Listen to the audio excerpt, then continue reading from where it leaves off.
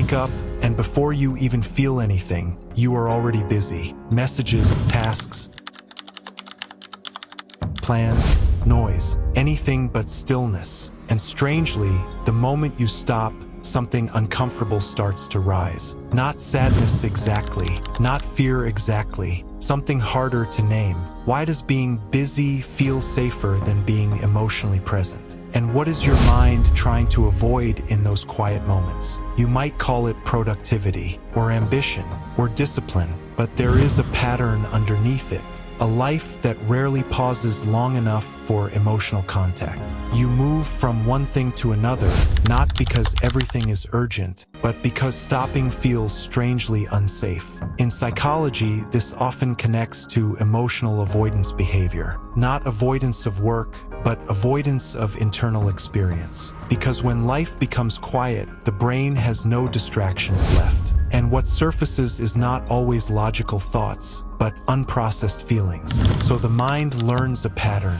Stay busy, stay stable. Stop risk feeling too much. Over time, busyness becomes part of identity. I am someone who always has things to do, but underneath that identity is often something unspoken, a discomfort with emotional vulnerability. But this is not weakness, and it is not failure. In psychological terms, this is an adaptation strategy, a learned way to regulate emotional intensity. At some point, stillness may have felt unsafe, overwhelming, or emotionally unpredictable. So the brain chose control instead. Busyness became protection, not escape for its own sake, but stability. Here is what is happening inside the brain. The amygdala, which processes emotional threat, does not only respond to danger outside. It also reacts to internal emotional signals, like sadness, loneliness, or vulnerability. When those signals rise, the brain seeks regulation. And one of the fastest regulators is distraction. Think of it like a smoke detector that is overly sensitive. Even a small emotional signal triggers an urge to do something immediately. So the mind learns a loop: feeling, discomfort, action, temporary relief. But the emotion is never fully processed, only paused. And that is why it returns in quiet moments. Step 1. Notice the escape moment. What to do?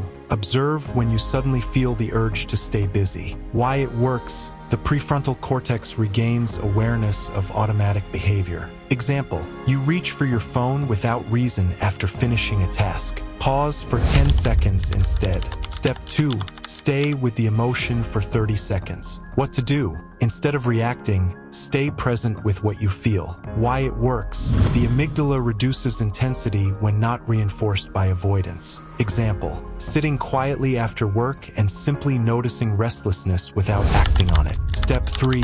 Name the feeling without fixing it. What to do? Label it, this is discomfort, or this is vulnerability. Why it works. Naming activates cognitive processing regions, reducing emotional overwhelm. Example, instead of distracting yourself, you mentally acknowledge the feeling before continuing your day. At the core, this is not about busyness or productivity. It is about a cycle. Emotion appears, mind escapes, emotion remains, unprocessed, cycle repeats. The mind is not trying to sabotage you.